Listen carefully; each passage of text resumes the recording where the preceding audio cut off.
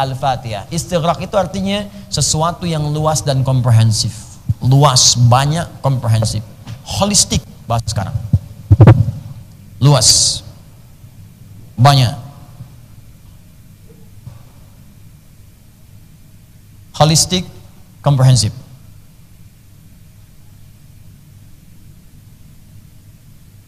Jadi kalau kalimat menggunakan alnya berfungsi istighraq, itu tandanya maknanya segala, semua, diartikan semua, segala. Ini penting, ini saya terangkan dulu di awal, karena nanti saat kita baca ayat-ayat Al-Quran, al itu selalu ada, sering ditemukan maksudnya. Misal, nanti di Al-Fatihah kan ada Alhamdulillahirrabbilalamin. Itu alnya ta'rif apa istighraq? Ya, nanti kita paham di situ, nanti saya jelaskan. Kalau ta'rif berarti pujian hanya khusus bagi Allah. Kalau istighraq semua pujian hanya milik Allah. Jangan ada seorang pun yang minta dipuji. Jadi kalau antum tiap hari dalam sholat, Alhamdulillahirabbil alamin, pujian hanya milik Allah, segalanya hanya milik Allah, nggak ada yang layak dipuji termasuk saya. Tapi selesai sholat pengen dipuji, bagus nggak tadi bacaan saya? Itu artinya gagal bacaannya. Ya, ibu masya Allah, anaknya tuh luar biasa. Kemarin bagi rapot, luar biasa, hafalan Qurannya 30 juz, bacaannya bagus. Semua milik Allah. Semuanya kembali kepada Allah. Hadza min fadli Rabbi. Ini semua karena Allah Subhanahu wa taala. Itulah al-istighraq. Enggak usah ditambah lagi.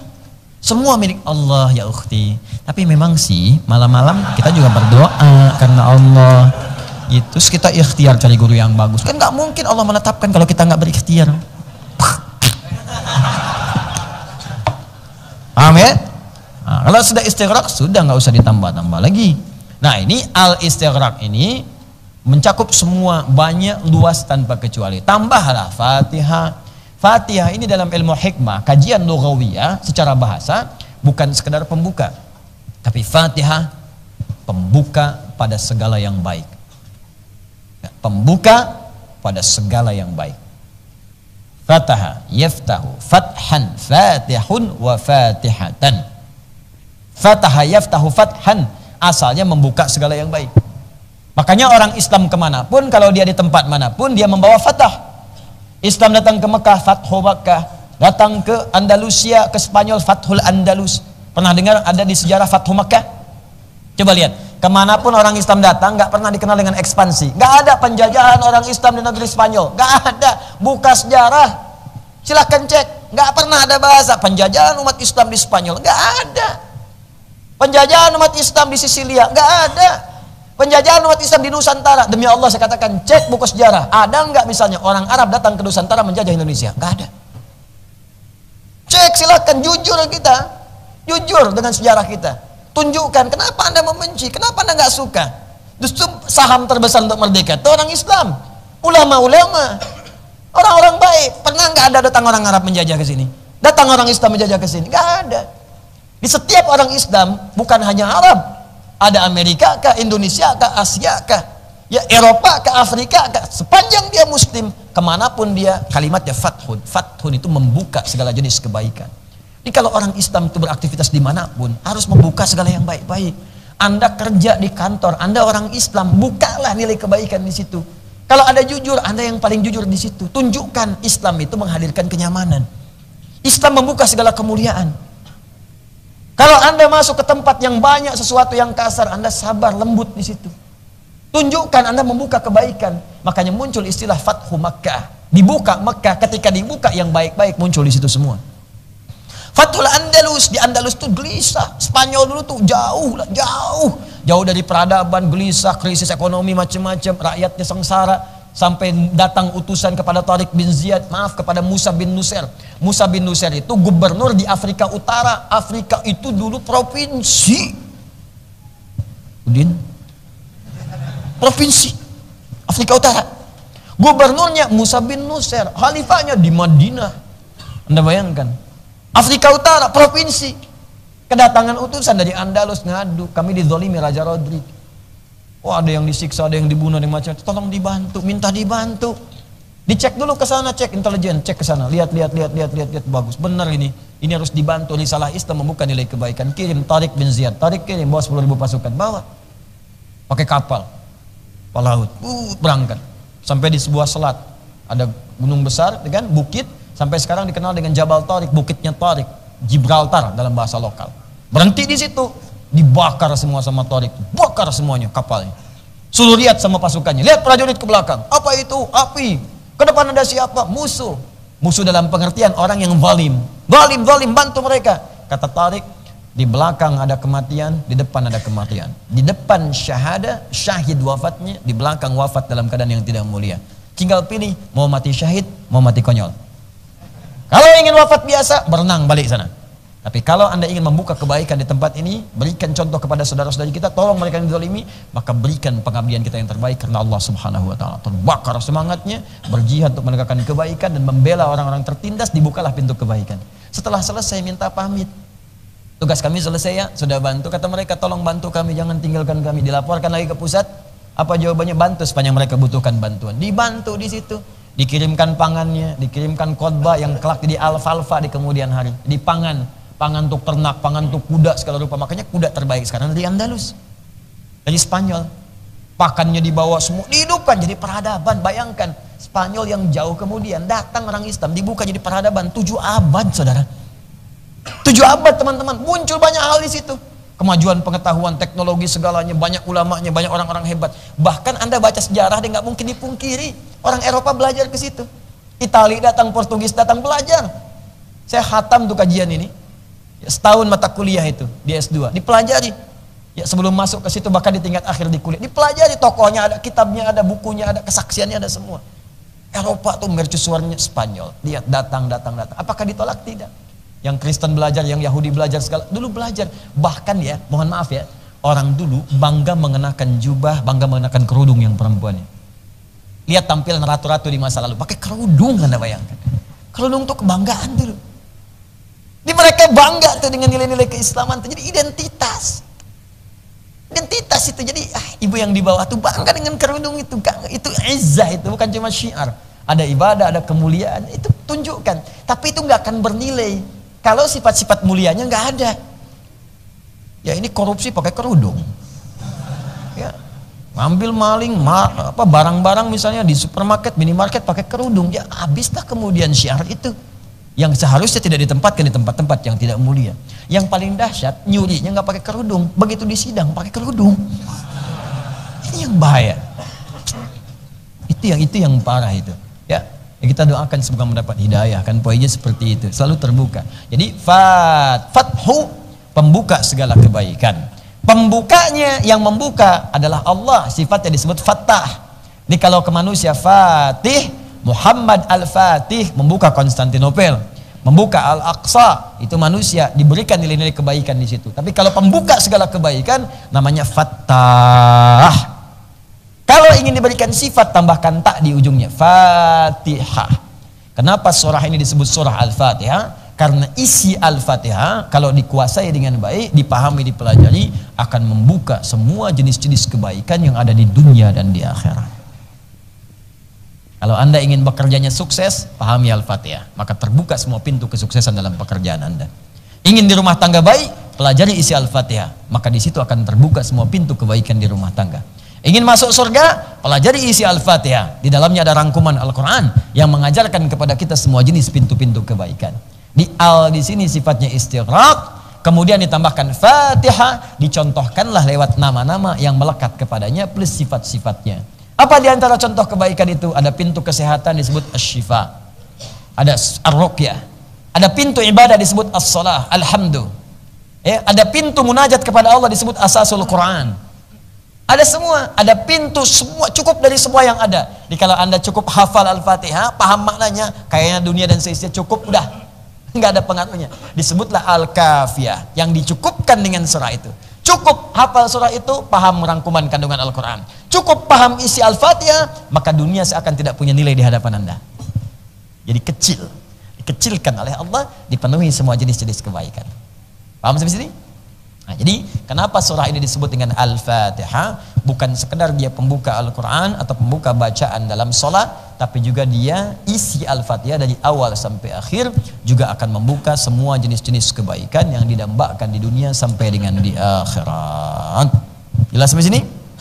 Baik, kalau sudah jelas, kita coba ambil dulu di sini turunannya untuk malam ini, satu ayat saja atau pengantar ke satu ayatnya supaya kita bisa mendapatkan itu semua. Karena kalau cuman sampai di sini saja belum kita pahami isinya, belum dapat juga.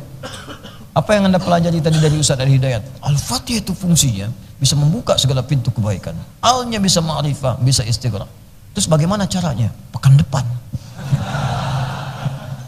Belum dapat kita ya. Minimal kita dapatkan satu dulu ya, insyaallah. Baik, yang pertama jumlah Al-Fatihah, jumlah ayatnya ada 7 ayat. Berapa ayat? 7 ayat. Berdasar keterangan langsung dari Allah di Al-Quran surah ke-15 ayat 87. Walaqad atainaka sab'an minal mathani wal Qur'anil azim. Sungguh Muhammad sallallahu alaihi wasallam kami telah anugerahkan kepadamu khusus, atainaka khusus kepada Nabi Muhammad. Jadi ini memang kekhususan Nabi Muhammad sallallahu alaihi wasallam yang tidak diberikan pada nabi-nabi dan rasul-rasul sebelumnya. Gak dapat, cuma Nabi Muhammad saja. Maka berbahagialah kita yang memiliki nabinya Nabi Muhammad sallallahu alaihi wasallam. Spesial. Jadi kalau sudah ada Nabi Muhammad dengan syariatnya, gak usah baca-baca lagi yang sebelumnya.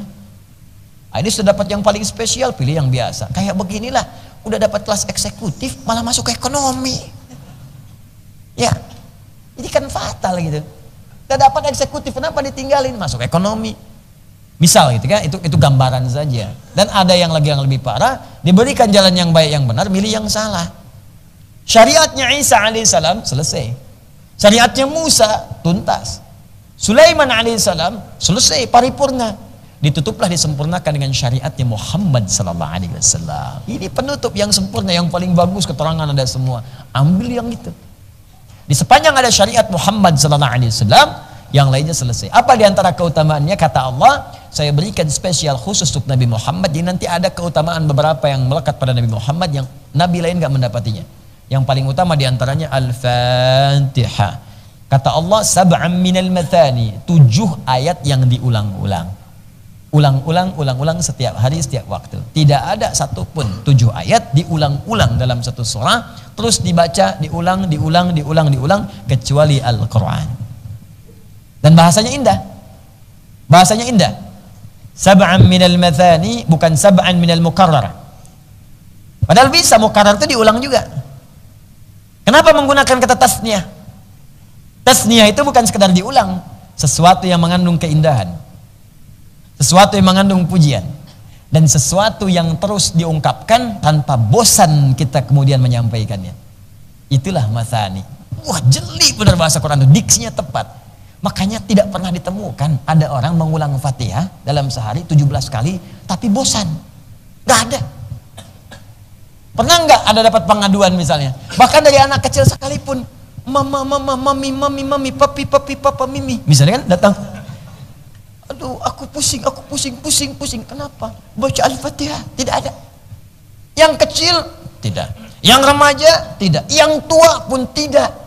Coba Anda bayangkan, kalau orang sudah tua misalnya, sepuh taruhlah, dari mulai balighnya, misal balik 10 tahun, usia sudah 70 tahun, muslim dia, berarti 60 tahun.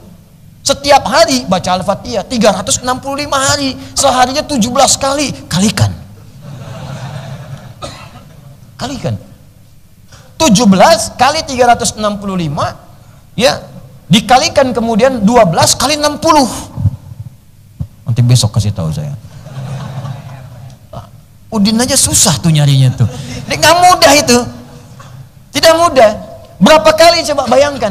Saya nggak usah bicara 60 tahun lah. Yang mau saya maksudkan, pernah nggak ada orang 60 tahun muslim mengeluh sakit kepala karena baca Al-Fatihah? Sehari 17 kali. Kalau ini bukan firman Allah, mustahil. Dengan cara apa lagi membuktikan kepada manusia bahwa Islam agama yang hak. Al-Quran mukjizat yang benar. Kalau ini buatan manusia, pusing. Karena sifat makhluk beda dengan khalik. Ciptaan makhluk gak akan sama dengan ciptaan khalik. Dan Al-Quran itu bukan ciptaan, bukan makhluk. Al-Quran itu firman, apalagi firman. Buatan Allah saja tidak akan sama. Makhluk saja gak sama, apalagi firman. Nih kita ciptaan Allah nih, makhluk kita ini. Manusia gak akan bisa buat seperti kita, gak akan sama. Bikin nyamuk aja gak bisa. Bikin nyamuk coba yang tidak kaku. Terbangnya cepet. Anda bayangkan, belum ditepok udah terbang. Nyamuk. Pak. pipi kita aja yang sakit, dianya enggak. Bisa terbang, bisa nggak manusia bikin begituan? Nggak ada. Amerika negara adidaya membuat prototipe nyamuk, nggak ada. Paling banter baygon, meraket, itu aja, nyamuknya enggak. Itu baru makhluk, sedangkan Al-Quran bukan makhluk. Al-Quran itu firman, siapa yang bisa kemudian menyamainya? Nggak bisa. Makanya yang dibuat oleh manusia bacaan-bacaan, jangankan 17 kali, baca sehari 3 kali, pusing Anda. Baca. Buku paling bagus semuka bumi, baca novel. Ketika cinta bertasbih, ketika tasbihnya hilang, ketika ayat-ayat macam lah, baca aja pokoknya lah. Baca. Iya. Ayat-ayat cinta, ayat-ayat putus, ayat-ayat ini. Bacalah Anda. Apapun itu.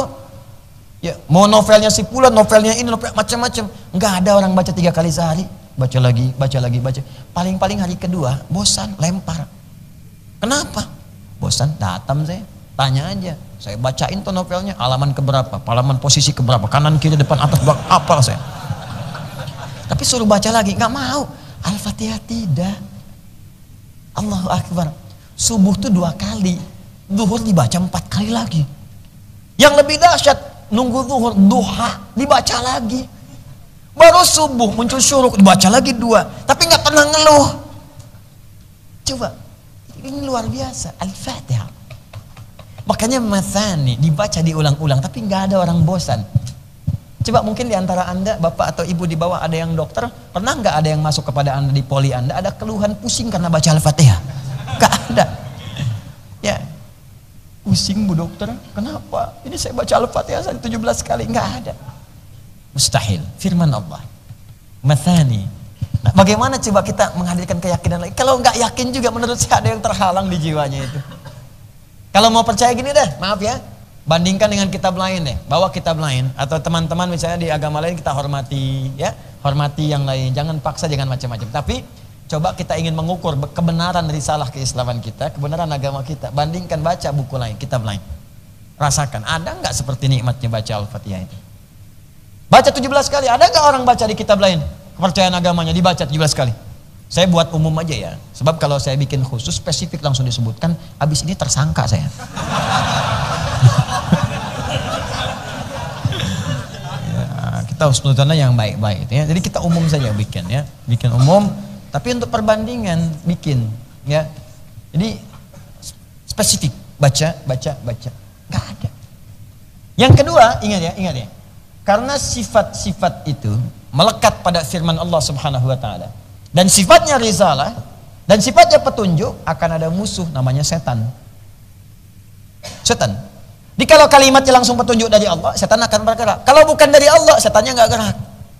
Makanya Al-Fatihah itu, nggak ada orang bosan baca Al-Fatihah. Baca Al-Quran nggak ada orang bosan. Tapi ketika dibaca, ngantuk. Silahkan cek, cuman Al-Quran. Nggak pernah bosan, tapi kalau dibaca, ngantuk. Silahkan cek.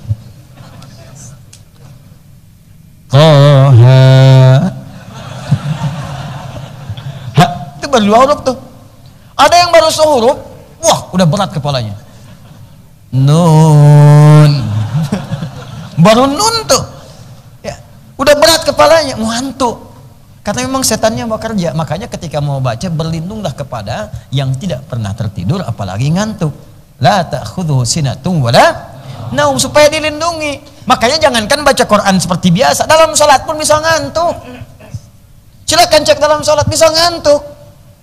Kalau Anda baca hadis ya dengan lengkap, misal di Abu Daud lah, dari hadis nomornya 857 itu, dari mulai bertakbir.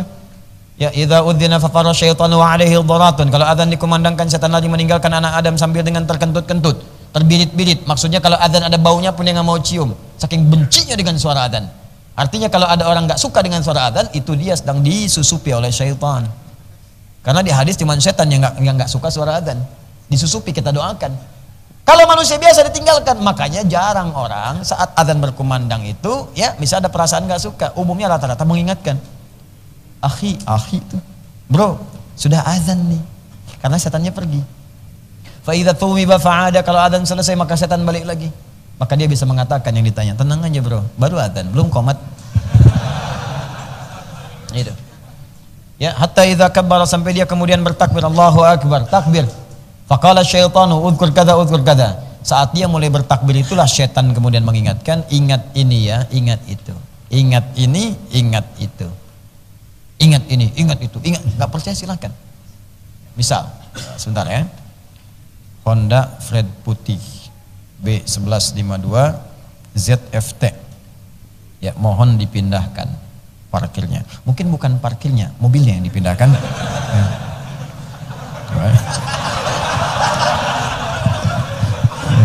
Parkir dipindahkan, orang nggak bisa parkir lagi besoknya.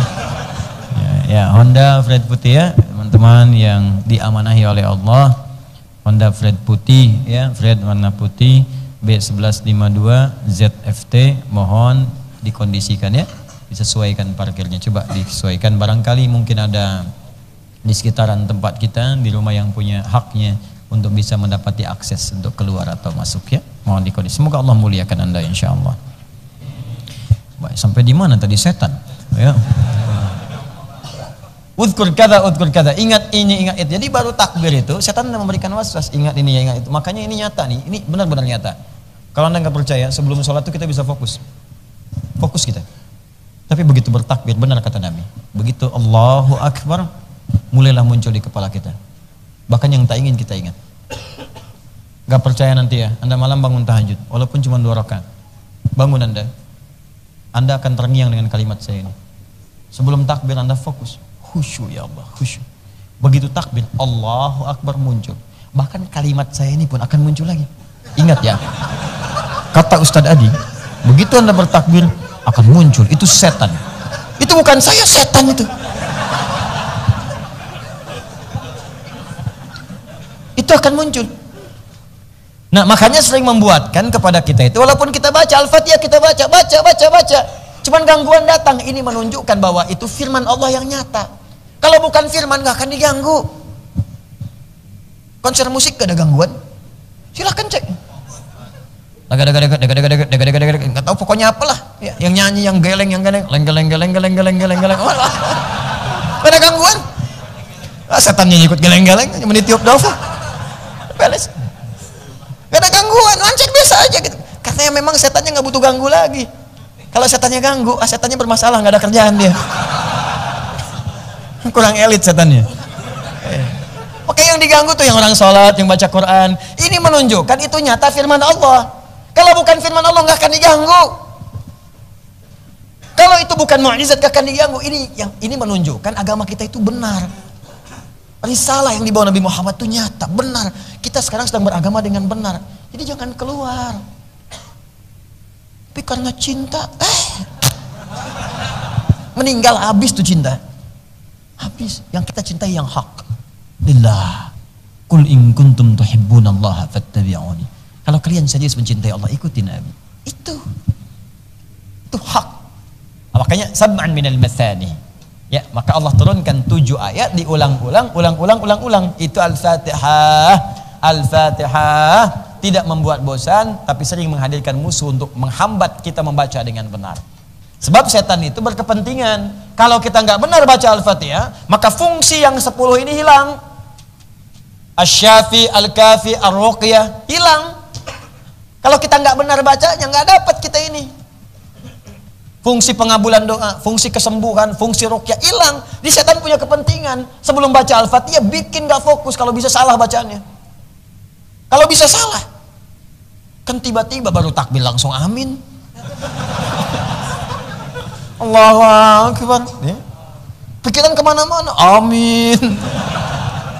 Ada yang baru takbir baca surat, ada yang begitu. Pernah kejadian.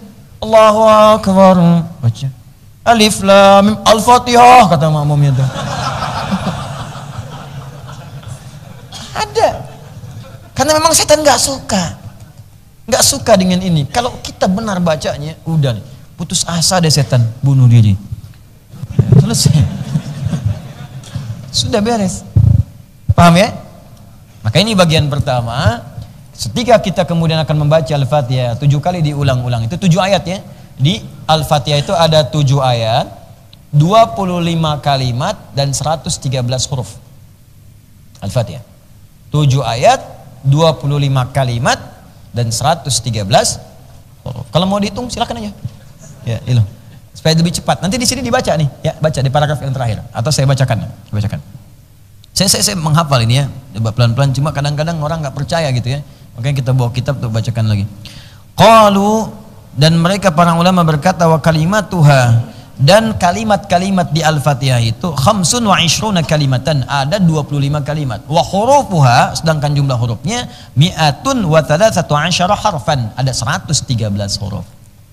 Nah, jadi jumlah ayatnya 7 ayat, kalimatnya 25, hurufnya berapa? 113 huruf. Dan memiliki 10 nama menunjuk pada keistimewaannya. Itu yang paling minimal 10 itu. Nah, karena tadi saya katakan Al-Fatihah itu adalah mu'jizat firman Allah, banyak keistimewaan, maka setan tidak akan tinggal diam, mendiamkan kita membacanya dengan nikmat, maka muncullah setan untuk menggoda. Karena itu ulama sepakat berdasarkan isyarat dari Al-Quran surah ke-16 An-Nahl ayat 98, fa idza qara'tal Qur'ana fasta'iz billahi minasyaitonir rajim. Maka jika Anda ingin membaca Al-Quran itu, maka mulailah dengan berlindung kepada Allah dari godaan setan yang terkutuk, supaya kita bisa fokus mendapatkan isinya, diamalkan dalam kehidupan kita. Maka ulama sepakat, baik di dalam sholat ataupun di luar sholat. Kalau di luar sholat, maka sepakat ulama, pertama sunnah hukumnya membaca ta'awudz sebelum baca Al-Fatihah. Ya, a'udzu billahi minasyaitonir rajim, baru Al-Fatihah. Jadi kalau nanti mau baca, misalnya ada orang sakit, kita mau bacakan itu, berdoa pada Allah supaya sembuh. Sebelum baca Al-Fatihah, ta'awudz dulu. Ya, a'udzu billahi minasyaitonir rajim, baru bismillahirrahmanirrahim, alhamdulillahi rabbil alamin, sampai ujungnya. Kalau ingin meruqyah diri sendiri misalnya, saya nggak enak nih, hati gelisah, nggak enak, nggak tentram, pikiran pusing, nggak nyaman karena hal yang tidak kita ketahui, situasi normal tapi hati nggak enak, ingin meruqyah diri sendiri, bacakan Al-Fatihah. Sebelum Al-Fatihah, ta'awudz, a'udzubillahi minasyaitonir rajim, lalu mulai bacakan dengan ikhlas, dengan tenang, niatkan karena Allah. Begini caranya, kalau ingin jadi obat, minta saat baca mohon kesembuhan, bukan dibaca biasa. Sambil baca misalnya, ya bismillahirrahmanirrahim, sambil berharap, mohon ya Allah sembuhkan saya, tenangkan jiwa saya. Khususnya ketika masuk pada kalimat iyyaka na'budu wa iyyaka nasta'in. Nanti saat masuk kalimat itu saya bacakan hadis qudsinya. Begitu sampai ke kalimat itu berhenti sejenak. Ya, saya sarankan berhenti sejenak. Iyyaka na'budu wa iyyaka nasta'in, minta sejenak, pelan-pelan. Sehat, minta sehat. Susah, minta mudah. Ada kesulitan, minta dibukakan oleh Allah. Minta, baru teruskan. Ihdinas siratal mustaqim, siratal ladzina an'amta 'alaihim ghairil maghdubi 'alaihim waladdallin. Ya. Amin. Istajib ya Allah, kabulkan. Itu caranya. Nanti kalau sudah selesai, kita ajarkan sama-sama. Saya ajarkan bagaimana menjadi syifa, saya ajarkan bagaimana untuk meruqyah ke dalam diri kita sendiri supaya melahirkan ketenangan. Kadang-kadang nggak mudah dibincangkan, nggak mudah. Bincangnya mudah, mungkin dipraktekannya tidak mudah. Nah, ini bagian pertama. Jadi kalau kita ingin baca, ya apapun dari ayat Al-Quran, karena kaidahnya fa idza qara'tal Qur'ana fasta'iz billah. Kalau Anda membaca Al-Quran itu, maka awas, berlindung pertama kepada Allah. Ya awas. Di ayat 99-nya awas. Allah katakan setan itu nggak punya kuasa, nggak punya sultan, nggak bisa. Bagi siapa? Bagi orang yang beriman dan bertawakal kepada Allah. Makanya baca Al-Fatihahnya pakai iman, yakin. Kalau mau sembuh, yakin sembuh. Bilillah, karena Allah akan menyembuhkan, bukan karena Al-Fatihahnya. Allah pasti sembuhkan. Allah yang berjanji, pasti Allah menepati. Kalau manusia, kau yang berjanji, kau yang mengingkari. Allah tidak. Allah berjanji, Allah menepati. Innallaha la yukhliful mi'ad. Karena Allah tidak mungkin mengingkari janjinya. Quran surah 3 ayat 9. Paham ya? Begitu dibaca, akan baca dengan iman dan tawakal pada Allah. Syaratnya di ayat 99-nya. Ya. Lilladzina amanu, bagi orang beriman, wa ala rabbihim yatawakkalun, dan bertawakal kepada Allah. Tawakal lillah, Allah pasti sembuhkan. Baca. Gitu caranya. Bukan cuma dibaca. Al-Fatihah. Amin, selesai. Bacaannya dapat pahala, tapi fungsinya belum tentu. A'udzubillahi minasyaitonir rajim. Bismillahirrahmanirrahim. Alhamdulillahirabbil alamin. Minta, yakin dengan Allah. Sembuhkan ya Allah. Sembuh. Ya. Jadi pertama, berlindung kepada Allah dulu dari godaan syaitan. Sedangkan dalam sholat, dalam sholat sebelum membaca Al-Fatihah itu khusus di rakaat yang pertama. Maka ulama terbagi pada dua pendapat. Yang satu mewajibkannya, wajib baca. Yang kedua menghukumi sunnah baca. Sunnah baca. Iqtidaan bi Rasulillah sallallahu alaihi wasallam, mencontoh Nabi sallallahu alaihi wasallam ketika kemudian akan baca Al-Fatihah dalam salat di rakaat yang pertama membaca ta'awudz terlebih dahulu silent bacanya. Jadi enggak dijaharkan. Enggak bisa Ustaz, ini setannya begitu kuat menggoda saya pengen jahar aja, enggak bisa.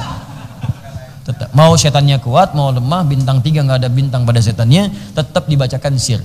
Ya, dia berikan waswas yang lembut, kita turunkan, habiskan waswasnya dengan bacaan ta'awudz.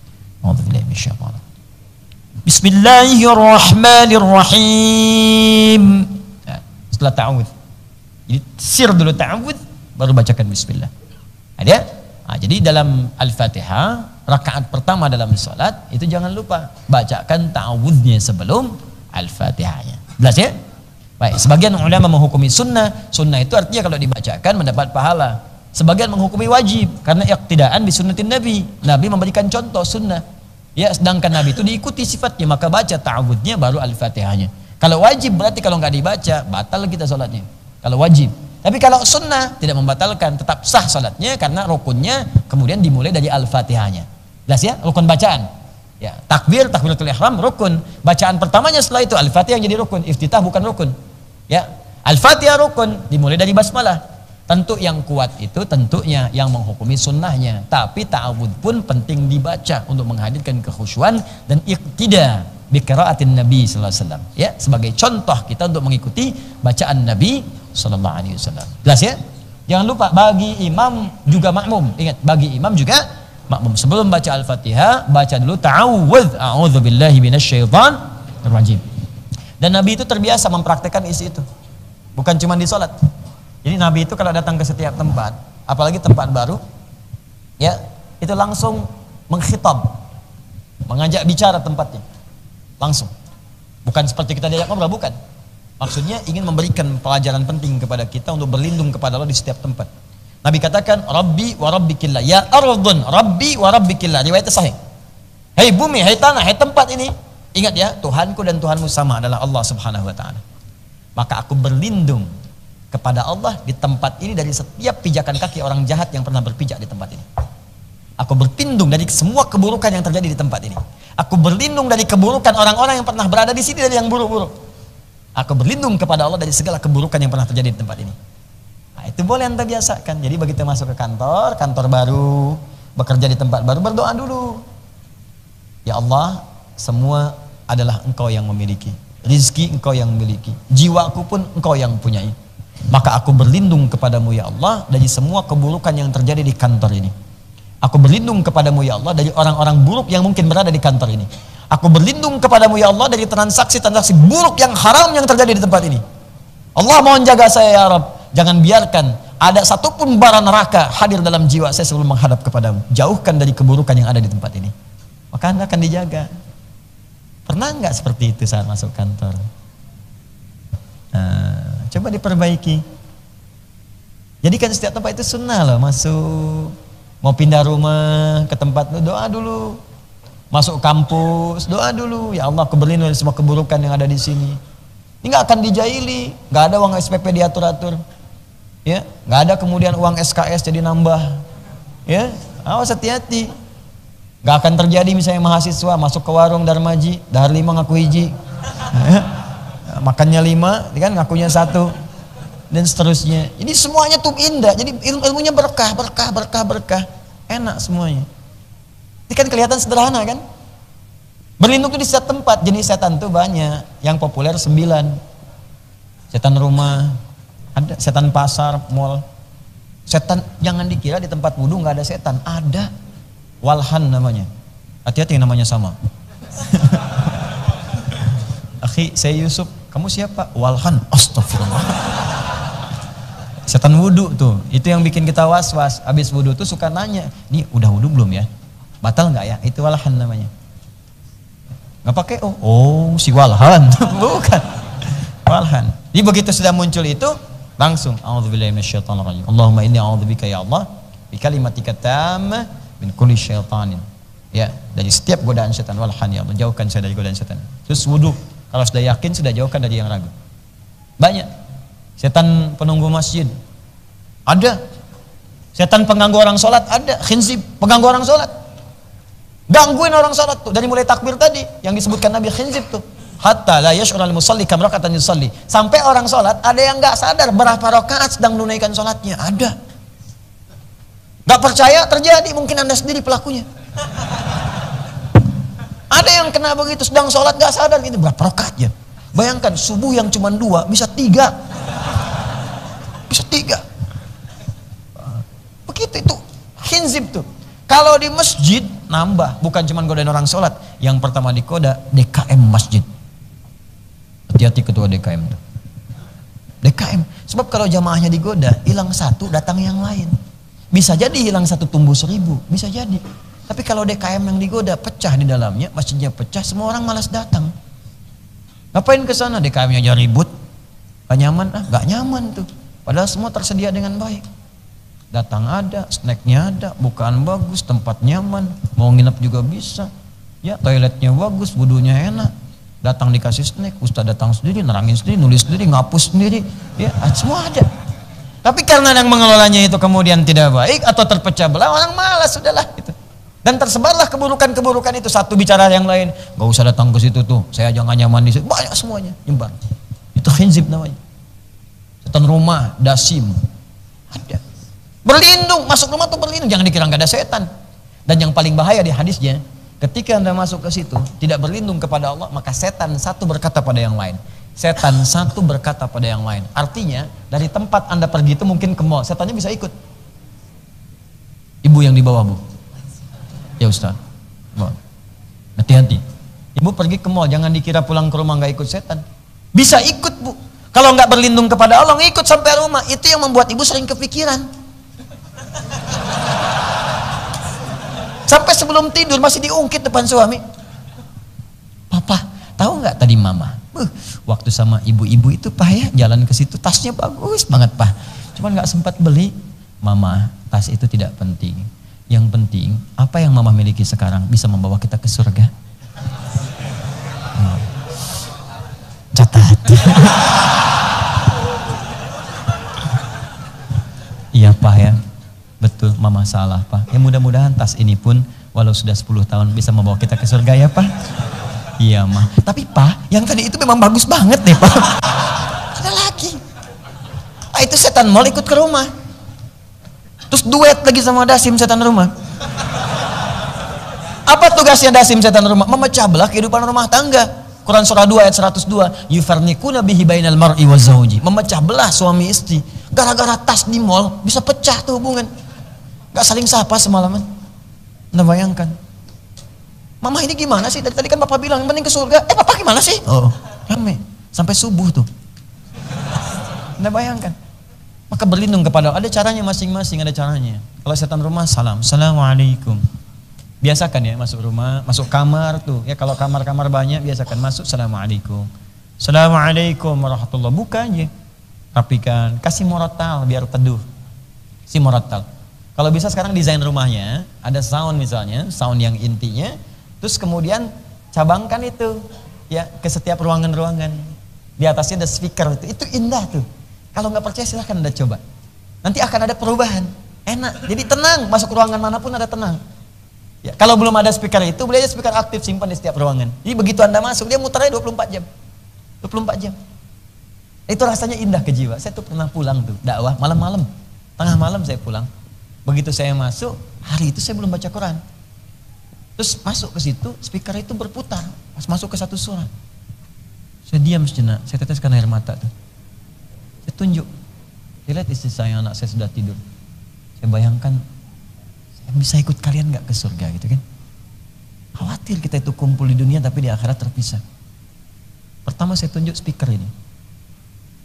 Kamu dihisab juga enggak. Makhluk tiap hari 24 jam bisa baca Quran. Saya yang dihisab belum baca. Bil wudu kita, bil mushaf baca. Salat kita baca. Nikmat. Sampai menjelang subuh kita istighfar. Ingat dosa. Kamu speaker nggak dihisab, bisa baca. Saya yang dihisap kenapa nggak baca? Jadi ada suasana itu gitu di malam hari itu. Ada ketenangan dalam jiwa kita. Sesekali iseng antum matiin. Ada yang gelisah dalam jiwa. Ya, masuk bacakan. Assalamualaikum, assalamualaikum.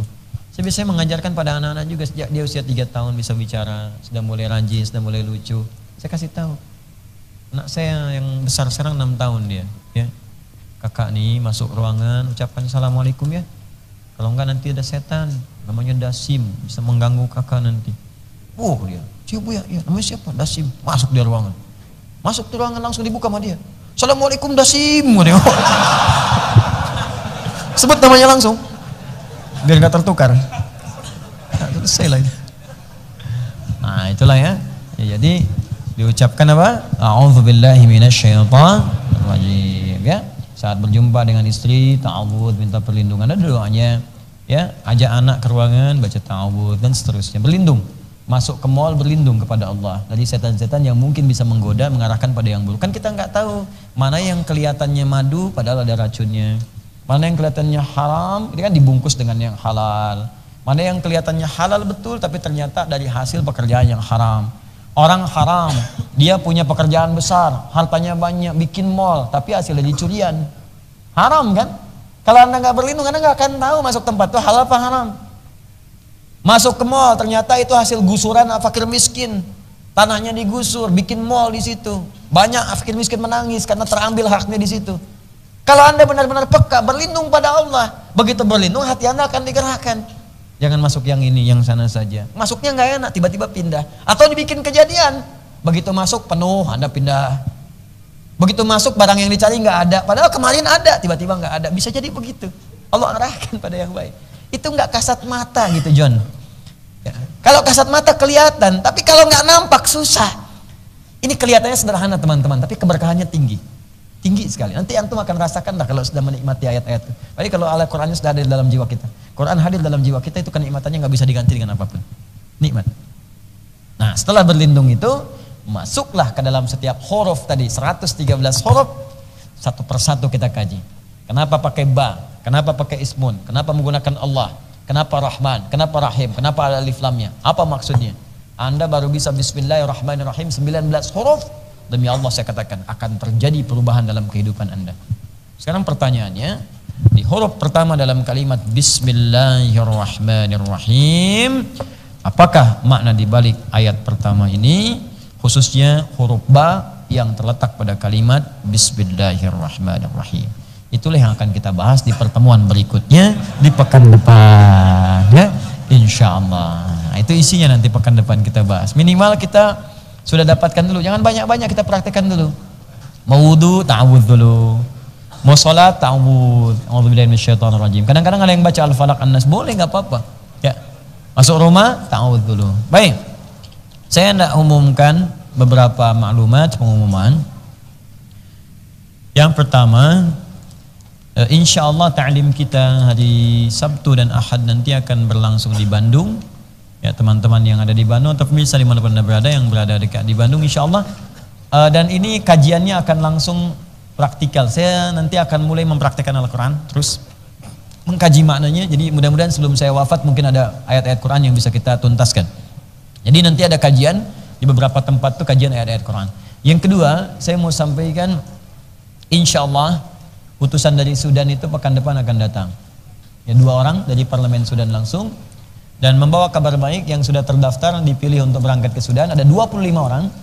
Kita akan berangkatkan 2 pekan setelah Idul Adha insya Allah. 2 pekan setelah Idul Adha, di mereka mengambil berkas dan ditunggu di sana. Berita baiknya yang kedua, dari mereka itu akan memberikan tambahan beasiswa 15 khusus tapi untuk penghafal Quran saja. Ya, penghafal Quran. Kita bikin MOU di sana. Ya, kita akan bikin MOU. Dan insya Allah akan dibuat di sini cabang dari kampus Sudan khusus untuk penghafal Quran ya, di sini ya. Tambahan dengan Al-Azhar. Nanti saya mungkin di bulan depan atau setelahnya akan ke Sudan. Ya, di sana akan memberikan ceramah plus ada anugerah Dr. Honoris Causa yang diberikan kepada kami dari Sudan. Ya, nanti insya Allah di situ nanti akan diberikan MOU, dibuat MOU untuk kerjasama pembangunan Universitas Al-Quran baik di Indonesia ataupun nanti kita yang mengirimkan siswa ke Sudan ke sana. Yang ketiga, insya Allah bagi yang telah mendaftar seleksi da'i yang 10 orang itu sudah langsung terseleksi, berkasnya sudah dikirim kemudian ke Kairo kedutaan. Mungkin besok akan diumumkan siapa yang mendapati itu semua. Kami berharap tolong untuk medical check up-nya besok dikirimkan. Biayanya sudah kami berikan, tinggal kemudian disempurnakan. Kalau sudah dapat, insya Allah bulan September akan berangkat. Tiket kami yang tanggung insya Allah. Dan di sana makan minum dijamin dari Al-Azhar langsung. Dan insya Allah nanti dalam waktu dekat kita akan bekerja sama. Yang tahun depan mungkin kita akan kirim paling sedikit 50 orang untuk berangkat. Ya, dengan izin Allah Subhanahu wa taala, kita pilih setiap provinsi satu dai. Ini nanti mewakili, jadi bisa pulang lagi untuk berdakwah kembali. Ya, dan lakukan lillahi taala. Kemudian yang terakhir, insya Allah teman-teman sekalian, untuk yang karantina itu kita akan mulai Agustus. Ya, untuk yang di sini, TFT-nya yang training for trainers dimulai tanggal 22 Juli. Agustus kita mulai, tempatnya sudah disiapkan, ya manhajnya sedang disusun. Juga mudah-mudahan kita ini juga ada saudara-saudari kita yang datang. Saya lihat ada yang dari Makassar, Sulawesi, ada yang dari Wajo, dari Goa, dari beberapa tempat, dari Lampung. Itu juga berniat baik untuk bisa menyemarakan at-taisir, bekerja sama, sangat terbuka, silakan. Tidak ada masalah. Bahkan di Lampung nanti awal Agustus kita akan launching at-taisir untuk di Lampung. Jadi nanti tidak usah jauh-jauh ke Bekasi. Sistemnya kita install di Lampung. Di Lampung nanti bisa belajar. Dan cita-cita kita dalam setahun paling minimal ada 100.000 penghafal Quran baru di Indonesia ini. Ya, paling sedikit. Dan saya tidak tahu ini pilihan Anda, apakah Anda menjadi bagian dari itu atau tidak. Ya, saya kira itu nanti yang disampaikan. Dan ya, saya lupa tambahan pekan depan itu insya Allah akan dimulai dan disampaikan informasi untuk seleksi kelas PKU namanya, pendidikan kader ulama. Saya akan seleksi dengan syarat tertentu, hanya 20 orang saja se-Indonesia akan belajar dengan saya langsung, dan saya bimbing langsung di sini selama setahun. Setelah itu kami sekolahkan keluar seperti teman-teman yang sebelumnya.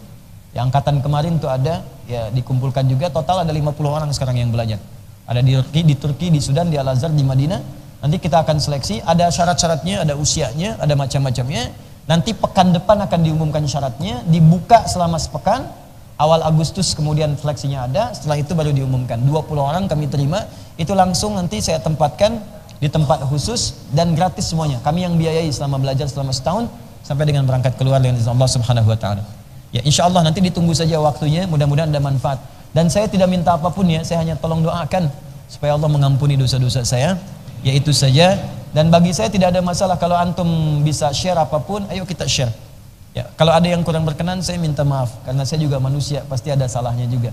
Ya, silahkan datang aja ke saya cerita, ada salah saya apa, kalau saya perlu cium tangan, saya cium tangan, saya minta maaf ya. Itu yang harus dilakukan. Tapi kalau antum tak cerita, saya tak tahu apa kelemahan saya yang bisa saya perbaiki. Saya kira itu, terima kasih pada teman-teman semuanya. Semoga Allah muliakan kita dan menerima taubat kita dan doa-doa kita. Allahumma taqabbal minna innaka antas sami'ul alim. Wa tub 'alaina innaka antat tawwabur rahim. Allahumma 'allimna ma yanfa'una wa wafiqna fima ta'allamna lin'amala biha ya arhamar rahimin. Allahumma tubna ya Allah ilaika ya arhamar rahimin. Tawaffana muslimin wa alhiqna bis salihin ma'al ladzina an'amta 'alaihim minan nabiyyin was-siddiqin wasyuhada'i was-salihin wa hasuna ulaika rafiqa. Allahumma barik lana bi barakatil Fatihah. Allahumma barik lana bi barakatil Fatihah. Allahumma barik lana bi barakatil Fatihah biqaulika bismillahirrahmanirrahim. Alhamdulillahi rabbil alamin.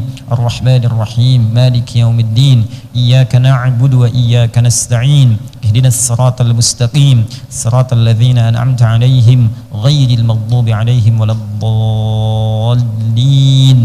Allahumma rabbana atina fid dunya hasanah fil akhirati hasanah wa qina adzaban nar. Bifadlika subhana rabbika rabbil izzati amma yasifun wa salamun 'alal mursalin wa akhiru da'wana alhamdulillahi rabbil alamin. Subhanakallahumma wa bihamdika asyhadu an la ilaha illa anta astaghfiruka wa atubu ilaik. Assalamualaikum warahmatullahi wabarakatuh.